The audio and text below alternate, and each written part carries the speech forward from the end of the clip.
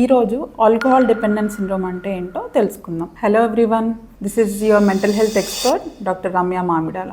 ఒక alcohol consume చేసే వ్యక్తి రోజు తాగాలన్న కోరిక బలంగా ఉండడము, కంట్రోల్ తప్పి మితిమీరి తాగడము, ఈ ఆల్కహాల్ తీసుకోకపోతే నిద్ర పట్టట్లేదు అని అనుకోవడము, వర్క్ ప్లేస్లో ఎంజాయ్ చేయలేకపోవడము, ఫ్యామిలీ మెంబర్స్తో టైం స్పెండ్ చేయకుండా రోజు మొత్తం ఆల్కహాల్ ఎలా తీసుకోవాలి, ఎప్పుడు తీసుకోవాలి అన్న ఆలోచన మీదే రన్ అవ్వడం, ఆల్కహాల్ తగ్గించినా లేదా స్టాప్ చేసిన వెంటనే నిద్ర పట్టకపోవడము, గుండె దడదడం అని అనడం, చెమటలు పట్టడం, భయంగా ఉండడము, ఇవన్నీ జరుగుతాయి. సో ఇవన్నీ జరుగుతాయని పేషెంట్కి తెలిసినా కూడా, డాక్టర్ ఆల్కహాల్ స్టాప్ చేయని అడ్వైస్ చేసినా కూడా ఆపుకోలేకపోవడాన్ని మనం ఆల్కహాల్ డిపెండెన్స్ సిండ్రోమ్ అంటాం.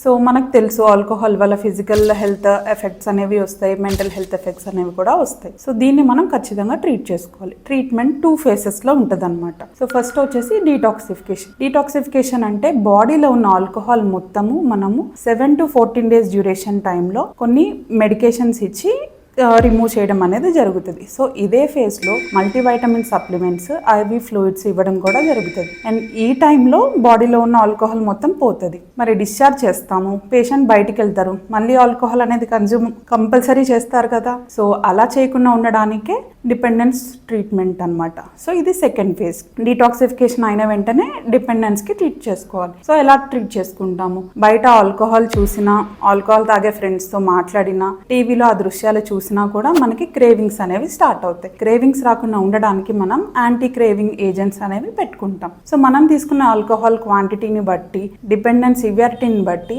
3 months to 1 year వరకు మనం యాంటీ క్రేవింగ్ ఏజెంట్స్ని వాడుకోవడం జరుగుతుంది. సేమ్ టైం ఇది తీసుకునే టైంలో కూడా మోటివేషన్ ఎన్హాన్స్మెంట్ థెరపీ అంటే అదొక సైకోథెరపీ అనమాట. సో తీసుకుంటే ఏం ఎఫెక్ట్స్ వస్తాయి, ఏం సైడ్ ఎఫెక్ట్స్ వస్తాయి, ఫ్యూచర్ ఎట్లా ఉంటుంది, ఇదంతా సైకాలజిస్టే చేస్తారు. సో ఇది ఒక స్ట్రక్చర్డ్ ట్రీట్మెంట్ తీసుకున్నప్పుడు ఆల్కహాల్ని వదిలేయడం అనేది జరుగుతుంది. ఇంట్లోనే మేము స్టాప్ చేస్తాము ఆల్కహాల్, నాకు ఆ డిటర్మినేషన్ పవర్ ఉంది అని చాలా మెంబర్స్ చెప్తారు. కానీ ఇంట్లోనే మెడికల్ అసిస్టెన్స్ లేకుండా ఆల్కహాల్ సడన్గా స్టాప్ చేస్తే మీకు విత్డ్రావల్ సిమ్టమ్స్ వస్తాయి, ఫిట్స్ వచ్చే ఛాన్సెస్ ఉంటాయి, మతిమరుపు వచ్చే ఛాన్స్ ఉంటుంది, కాగ్నిటివ్ ఇంపైర్మెంట్ వచ్చే ఛాన్స్ ఉంటుంది.